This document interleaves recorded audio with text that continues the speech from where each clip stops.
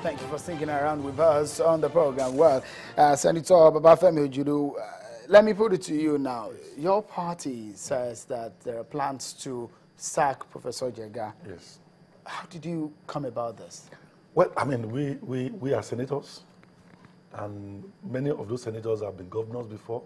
They have held their political offices for close to 20, 25 years in Nigeria. Many were generals. Two of them were generals. You know, we all have some are journalists. We have our contacts within the government and within society. And when we got the, very reliable information that this was going to happen, we don't want to take chances at all. If you look at the trajectory of the preparation, for this election, you find out that at one point it was that Buhari had no certificate. They move on from there. The NSA went to Chatham House to say that, many Nigerians have not received their PVC. Therefore, the election may not hold on the day specified. Now, suddenly, the president summoned the Council of State meeting, thinking that he can use it to get the legitimacy for the postponement of the election. And that never came. 12 hours after, then the issue of security came. Now, soon, as soon as the election was postponed, people started raising issues about card reader. From that moment on, we knew that something is amiss and that these people are up to something. And of course, we started looking for information. Where will they go next? Who will they touch next? What, ploy are they going to bring next? And of course, our information revealed that what they are up to is, send INEC chairman on leave. And when you send INEC chairman on leave, then you appoint somebody new. That person will come and say, look, I'm new at this thing. I need to study the situation, and therefore, I'm going to request for 3 months or 6 months to get acquainted with the situation on the ground.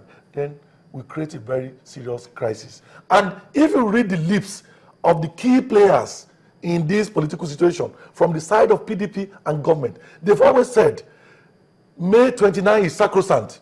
We then ask them, why are you not saying March 28, April 11 is sacrosanct? Why May 29? Those 3 dates should be sacrosanct, But if you are not mentioning those 2 dates of March 28 and April 11, then there is something hidden somewhere. So, and Nigerians should be alert, they should be vigilant. We must, raise our voices and, challenge them at every moment. And we have told the world, we've told the media, we are going to be a partner in making sure that this country, does not, the roof is not brought down on all of us because of this. You're a strategist. Yes. If you like, call you a very experienced journalist. Yes, and tell me, to what political effect do you think removing Professor Jega at this moment will do for your opponent? I've just informed you of that. That if Jega is allowed to be removed tomorrow or day after, somebody new will be brought in.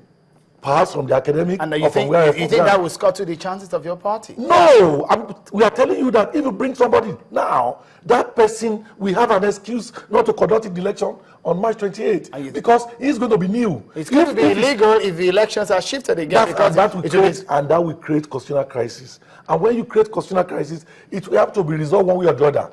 Then the doctrine of necessity will be brought in, and you know, say, okay, Jonathan has served his term, let him go. Let's look at somebody to hold on the fort while we organize another election. We don't want that to happen. Nigerians are not going to accept that. The international community are not going to accept that. Oh, you feel that's a game plan? Oh, of course. We are not children. No, look, as a journalist, I reported the political process in this country for 28 years. IBB took us through all of this process. For so many years, he knew where it ended for Nigeria. We don't want this one to end that way, All right, very good. Senator Enang seems to have a very dissenting opinion about this. But then, as we round up now, the Senate will be resuming plenary this coming week. Tell me, on a final note, just let's make it very brief so that we can close now. Senator Enang, tell me, what are your expectations towards this election? 3 weeks down, 3 more weeks to go as we are looking forward and march towards March 28th. My expectations are that we will conduct the elections on March 28th and April 11th, and that the Jega will conduct the elections as chairman of INEC, and that there will be nothing, in my opinion, that will stop the conduct of the elections, because I have seen everything that are being done by the Commission and by the legislature to ensure that we build confidence of Nigerians in the electoral process so that they will go and vote. So Nigerians and we, the practitioners, should encourage our people to have their PCVs, to go and vote on the election on that day, to have confidence to go and vote on that day, that they will be protected. We should now be educating the citizens on, and familiarizing with them with the voting process. We should be testing the card readers. We should be conducting mock elections. The legislators should go back to their constituencies, relate with the Independent National Electoral Commission in their local governments in their states, and then make sure they build confidence. And they should go back campaigning on issues and not raising the kind of tension. Because it's a tension that, like my brother is raising, or has said, that they are preemptive, that, look, somebody will be appointed to replace INEC. That is diverting attention. Senator Enang, let me allow Senator Ojudu to quickly give us his last words. What are the expectations in this new week? Well, again, as he said, I agree with him. We are looking, further with hope that, the PDP and the government of President Jonathan will play by the rules. If that happens, that's okay by us.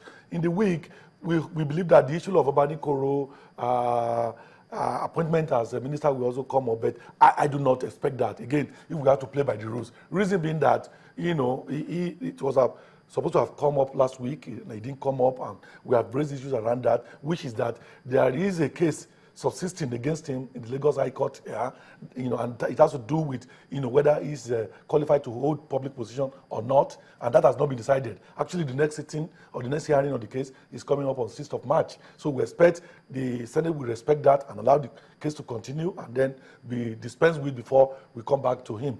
Beyond that also is the fact that the president has told the world that he is investigating the Ekiti Gate matter.